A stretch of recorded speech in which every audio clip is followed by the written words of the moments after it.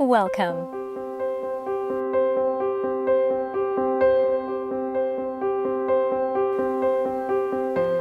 God, we're wandering in the dark, lost in our own thoughts. We're lost souls and minds. Lost feels like darkness. But then, hope. Hope lights the way. Once we light a candle in a dark room, the room isn't dark anymore. One light makes it easier to light the next one. Hope opens shades and shows us the pathway. Hope lights the way for joy. Joy like a radiant sunrise. Joy that surrounds, that lifts, that remembers.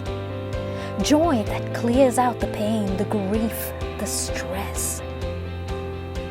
Joy like laughter through tears. Joy that throws off the darkness, and joy leaves peace. Peace that surrounds us like a cozy blanket. Peace that soothes our hearts beyond understanding. Peace that opens our eyes and draws us to attention. Peace like floating on a raft before the wave comes.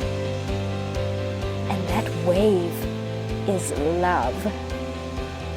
Love that creates soaring souls.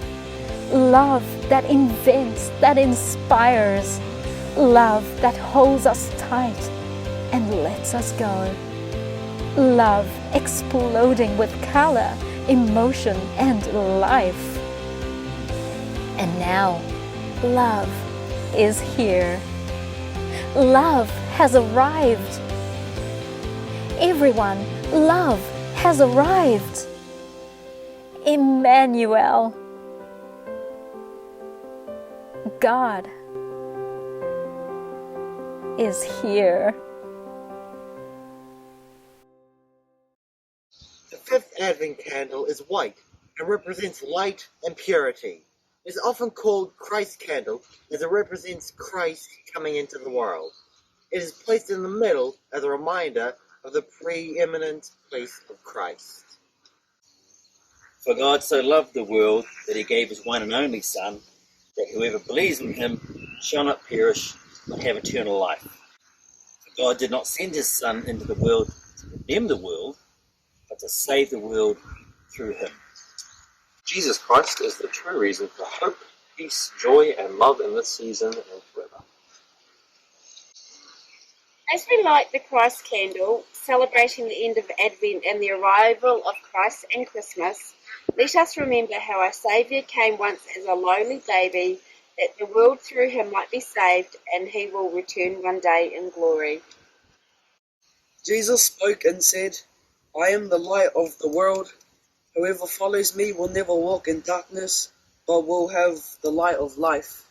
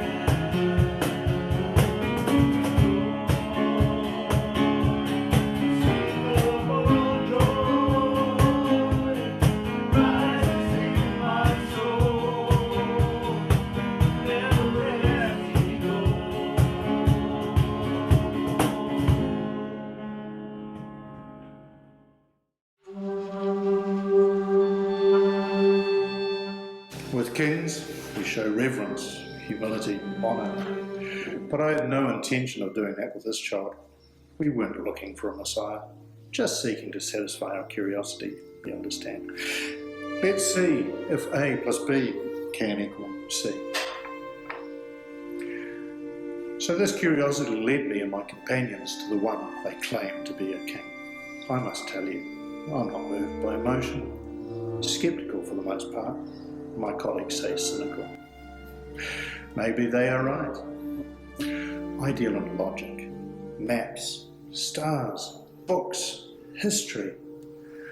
So we followed the star. We found the mother and father and the boy they called Jesus in Bethlehem. Yes, I was expecting a child. But, well, there he was, the boy who drove Herod mad, who held command of armies of angels, who lured peasant shepherds away from their sole livelihood. This child they claim to be the Messiah. Like I said, I, a king in my own right, had no intention of bowing to this child. I was bound only by curiosity. But then I saw him, and I felt a fascination, but then much more. Something unmistakable, something I'd never seen with my own eyes. Divinity. Since the beginning of time, kings have invented their own wild mythologies of their birth, but this king's birth was foretold by prophets long before he took his first earthly breath. Other kings spread tales of their kingdoms, of their triumphs and valour. This king said nothing. Legions of angels spoke for him. I think of him every day, how I went to satisfy my curiosity and found the answer I didn't know I needed, a Messiah. The wise man and his companions travelling with him followed the star, found the Messiah and witnessed his majesty. Their story is recorded for us in the Gospel of Matthew, chapter 2, verses 1 to 12. Now after Jesus was born in Bethlehem of Judea, in the days of Herod the king, behold, wise men from the east came to Jerusalem, saying, Where is he who has been born King of the Jews? For we saw his star when it rose, and have come to worship him. When Herod the king heard this, he was troubled, and all Jerusalem with him. And assembling all the chief priests and scribes of the people, he inquired of them where the Christ was to be born. They told him, In Bethlehem of Judea, for so it is written by the prophet, And you, O Bethlehem, in the land of Judah, are by no means least among the rulers of Judah, for from you shall come a ruler who will shepherd my people Israel. Then Herod summoned the wise men secretly, and ascertained from them what time the star had appeared. And he sent them to Bethlehem, saying, Go and search diligently for the child, and when you have found him, bring me word, that I too may come and worship him. After listening to the king, they went on their way. And behold, the star that they had seen when it rose went before them, until it came to rest over the place where the child was. When they saw the star, they rejoiced exceedingly with great joy. And going into the house, they saw the child with Mary his mother, and they fell down and worshipped him. Then, opening their treasures, they offered him gifts, gold, frankincense, and myrrh. And being warned in a dream not to return to Herod, they departed to their own country by another way. As we consider this part of the Christmas story, notice three elements mentioned in this text that ultimately helped lead the wise men to Jesus. Firstly, they asked an important question. Where is he who has been born King of the Jews? Secondly, they searched until they found their answer. After listening to the king, they went on their way, and behold, the star that they had seen when it rose went before them until it came to rest over the place where the child was. Thirdly, they walked through the door that was opened to them. And going into the house, they saw the child with Mary, his mother, and they fell down and worshipped him. Have you ever stopped to think that one reason the wise men ended up in the presence of Jesus, witnessing his majesty before their very eyes, was because they did three things. The very three things that Jesus one day would tell people to do when they're looking for something. If we identify just three of the wise words Jesus said in his life, they are ask, seek, knock. About 3 decades after the wise men witnessed the majesty of Jesus as a child, many other people who also were looking for something would witness Jesus as an adult, sharing what has been identified as the greatest sermon in history. This timeless teaching of Jesus, known as the Sermon on the Mount. It's found in just a few pages away from the account of the wise men in the Bible. Jesus' Sermon on the Mount is recorded for us in Matthew chapters 5, 6, and 7. We see those three words, ask, seek, knock, towards the latter part of Jesus' sermon in chapter 7, verses 7 through to 11. Let's take a closer look at this part of Jesus' teaching and notice how what the wise men did when Jesus was a child is what Jesus later taught as an adult. Ask, and it will be given to you. Seek, and you will find. Knock, and it will be opened to you. For everyone who asks receives, and the one who seeks finds, and to the one who knocks it will be opened. Or which one of you, if his son asks him for bread, will give him a stone? Or if he asks for a fish, will give him a serpent? If you then, who are evil, know how to give good gifts to your children, how much more will your Father who is in heaven give good things to those who ask him? In this passage from the Sermon on the Mount, Jesus is giving practical advice on how to be people who are discerning and wise. One benefit of following the ways and words of Jesus is because we all deal with people, circumstances and options in our life where we need to exercise good judgment and have wise discernment. When we're searching for something such as trying to understand what the wise thing to do in a certain situation might be, or what is the wise way to engage with people, how to move forward in a decision such as where to live, where to go to school, who to go into business with, who to trust, how to invest our finances, what to do about a family situation. You name the scenario, and Jesus gives the wise and discerning approach in verses 7 to 8 that can be summed up in those three little words: ask, seek, knock. Look again at what Jesus says in verses 7 to 8, where those words are found. Ask, and it will be given to you. Seek, and you will find. Knock, and it will be open to you. For everyone who asks receives, and the one who seeks finds, and the one who knocks, it will be opened. Ask, seek, knock. These verbs are in particularly important tense in the original language. They are in the present perfect tense. That means an action happens and keeps on happening. What Jesus is inviting his followers to do is to pray to God for discernment in a way that starts and does not stop. Jesus is saying, ask and keep on asking. Seek and keep on seeking. Knock and keep on knocking. As you do this, you are positioning yourself to receive a response. That response may be yes, it may be no, it may be not now. Regardless, Jesus invites us more than just an in-the-moment prayer that is passive and nonchalant. Jesus invites us to be intentional about engaging in a process of understanding, receiving, and discernment. It starts with intentional, active, and consistent prayer. You may think, but what if Jesus will not answer my prayer? That's a legitimate question that many people may have. However, consider these words from Pastor Rick Warren, posted on Instagram that may help give some perspective on that question. He said, if Jesus loved you enough to die for you, he loves you enough to answer your prayer.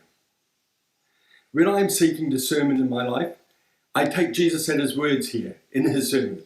I ask, seek, and knock, and keep on asking, keep on seeking, and keep on knocking until I have the discernment that I need. No matter if this discernment on a leadership decision or on how to move forward in a situation, maybe it's something dealing with a family issue, a financial issue. No matter what it is that I am searching for wisdom, direction, and discernment about, we are invited by Jesus to ask and keep on asking, seek and keep on seeking, knock and keep on knocking. Part of the way I ask, seek, and knock is by inviting trusted advisors, wise men and wise women who I'm confident are walking with Jesus into my life. These are the people I know who are trying to follow Jesus by following the ways in his words. That means these are wise men and wise women who read the Bible daily and pray as they desire to follow Jesus in every arena of their lives. I want those kind of wise people asking, seeking, and knocking with me. Trying to follow Jesus by following the ways and words of Jesus is not a passive process. It's an active process that needs the help of wise people walking with you. This leads us back to doing the same thing the wise men did that we observed earlier in the story, and that is to ask an important question. An important question we must ask ourselves today if we want to find what we're looking for is this: who are you inviting into your process of asking, seeking, and knocking? The reason I'm asking you about who you are inviting into the process with you is because in Jesus' words that we have been examining from the Sermon on the Mount, he is talking to the people before him within the context of community, the context of relationships, and the context of family. Had you noticed that? None of what Jesus has been talking about is meant to be solely in the context of isolation. Jesus is talking about doing life together with other people in the context of healthy, God-honoring family relationships. Right after Jesus tells people to ask, seek, and knock, notice how Jesus goes on to situate and emphasize the family context of those verses in verses 9 to 11. Or which one of you, if his son asks him for bread, will give him a stone? Or if he asks for a fish, will give him a serpent? If you then, who are evil, know how to give good gifts to your children, how much more will your Father who is in heaven give good things to those who ask him? Jesus is emphasizing the importance of relationships in our discernment process. He is highlighting the importance of family in our process of asking, seeking, and knocking. Perhaps you have a nativity display to help celebrate and remind you and others of the significance of the Christmas season. Many nativity sets and scenes show not only Jesus, Mary, and Joseph, but also may include the wise men, bringing gifts to honour the newborn king. While the wise men likely were witnessing his majesty, something after the holy night when Christ was born, their presence in the nativity scene can be a great reminder to invite wise people into our process of asking, seeking, and knocking. The wise relationships in our life will bring us great gifts if we will open ourselves up to how God may want to use such people in our lives. When we find ourselves looking at a nativity scene this Christmas, may it be a catalyst to ask that important question again and again. Who are you inviting into your process of asking, seeking, and knocking?